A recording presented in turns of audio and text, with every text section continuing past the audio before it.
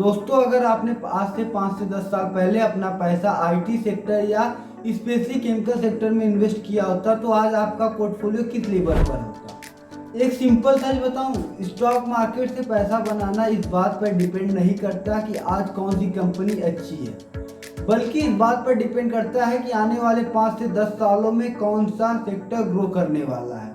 अगर आप सही सेक्टर को पहले पहचान लो तो उस सेक्टर की एवरेज कंपनी भी आपको मल्टीबैगर रिटर्न दे सकती है। लेकिन अगर वहीं पे आपने गलत सेक्टर चूज कर लिया तो अच्छी से अच्छी कंपनी वहीं की वहीं फंसी रह जाती है। इसलिए आज की इस वीडियो में हम कोई हवाई बात नहीं करेंगे, पूरे डाटा और गवर्नमेंट की पॉलिसीज को देख करके आने वाले 5 सालों में top 3 mega trends and sectors को डीप डाइव करेंगे, जो कि अगला मल्टीबैगर बन सकता है।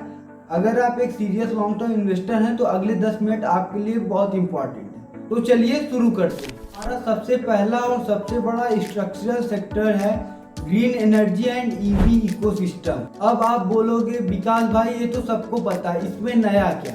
तो नया ये है दोस्तों कि अभी भी सभी लोग कार बनाने वाली कंपनी जैसे कि टाटा महिंद्रा को देख रहे हैं, जबकि रियल पैसा वहां नहीं, उनके पीछे के इकोसिस्टम और सप्लाई चेन में बन रहा है। गवर्नमेंट का टारगेट बहुत बड़ा है, net zero ambition and EV adoption में। अब इस पूरे सेक्टर को हम 3 पार्ट्स में डिवाइड करें।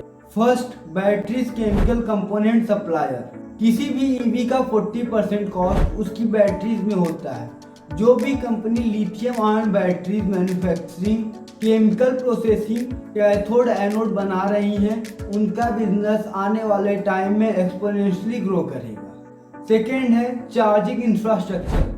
गाड़ियां रोड पे तभी चलेंगी जब रास्ते में चार्जिंग स्टेशन होंगे। तो जो कंपनी ईवी चार्जिंग पॉइंट्स का नेटवर्क खड़ा कर रही हैं या उनके लिए कंपोनेंट सॉफ्टवेयर सप्लाई कर रही हैं, उनका ग्रोथ ट्रैक सबसे सॉलिड है।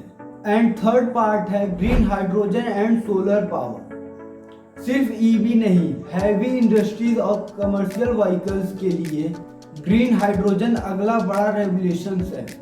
इंडिया की बड़ी से बड़ी कंपनी इसमें बिलियंस डॉलर का कैपिटल एक्सपेंडिचर्स कर रही हैं। तो अब चलते हैं क्वांटिटेटिव सिलेक्शन क्राइटेरिया यानी कि चेकलिस्ट की तरह। अगर आप इस सेक्टर की किसी भी कंपनी को चूज कर रहे हैं तो ये रूल हमेशा याद रखिए, इस सेक्टर में प्लांट्स लगाने के लिए बहुत पैसा चाहिए होता है। इसलिए हमेशा ऐसी कंपनी चूज करिए जिनका डेट टू इक्विटी रेशियो 1 से कम हो और उनका आरओसी यानी कि return on capital employed minimum 15% का हो।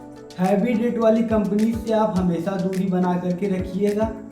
अब बात करते हैं हमारे दूसरे सेक्टर की, जिसने पिछले कुछ सालों में सबको चौंका दिया है, वो है डिफेंस एंड एरोस्पेस। दोस्तों, पहले इंडिया दुनिया के बड़े वेपन इंपोर्टर में से एक था, लेकिन अब मेक इन इंडिया के तहत गेम बिल्कुल पलट चुका है।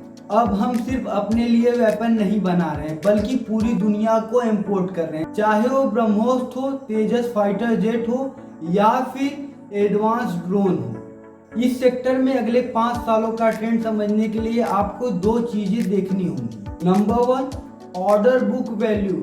डिफेंस सेक्टर का सबसे बड़ा एडवांटेज होता है बिजनेसेस की विजिबिलिटी।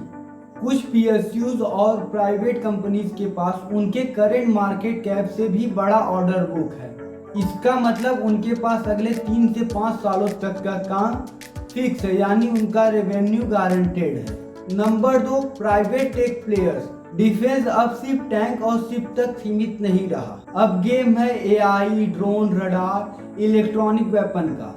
जो प्राइवेट प्लेयर इन सिस्टम के लिए सॉफ्टवेयर या फिर हाई टेक हार्डवेयर सप्लाई कर रहा है, उनका प्रॉफिट मार्जिन बहुत हाई होता है। यहाँ पर एक बहुत इंपॉर्टेंट वार्निंग आप सबके लिए, डिफेंस स्टॉक पिछले कुछ सालों में बहुत भागे हैं, जिसकी वजह से उनका पी यानी कि प्राइस टू अर्निंग रेशियो काफ़ी हाई हो गया है या फिर ओवर वैल्यूड हो चुका है। इसका मतलब ये नहीं कि सेक्टर खराब है, इसका मतलब ये है कि आपको टॉप पे अपना पूरा पैसा लमसम करके नहीं फंसाना है।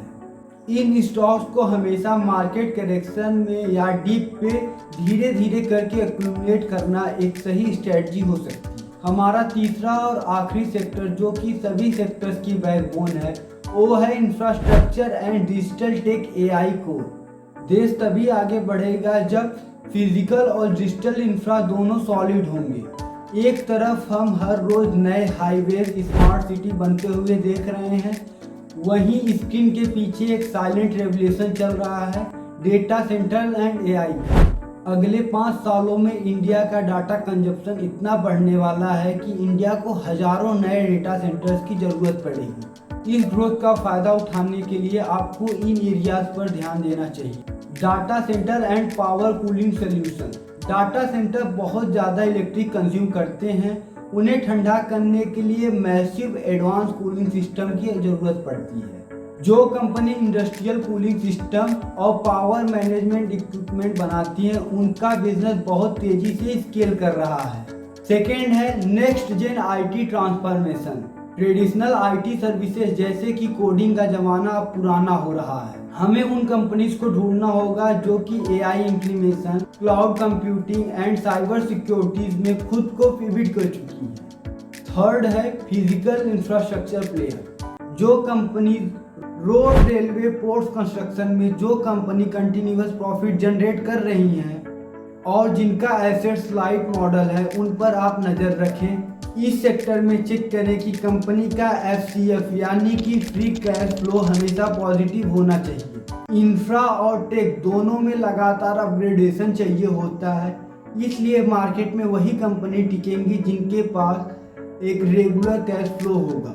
तो दोस्तों, ये थे 3 sectors: green energy and EV ecosystem, defence and aerospace, infrastructure and digital tech, जो कि अगले 5 सालों में इंडिया की ग्रोथ को लीड करने वाले हैं। लेकिन एक बात हमेशा याद रखिए, किसी भी सेक्टर के आने से पहले आपका डाइवर्सिफिकेशन हमेशा सॉलिड होना चाहिए। अब आप नीचे कमेंट करके हमें बताइए कि इन तीनों में से आपका फेवरेट सेक्टर कौन सा है। और अगर आप चाहते हैं कि मैं इन तीनों सेक्टर के टॉप 2 से 3 स्टॉक्स का फंडामेंटल एनालिसिस करके एक सेपरेट वीडियो बनाऊं, तो आप नीचे कमेंट्स में पार्ट 2 लिखिए। अगर इस वीडियो पे 25 कमेंट्स आते हैं तो मैं एक स्पेशल वीडियो पार्ट 2 बनाऊंगा।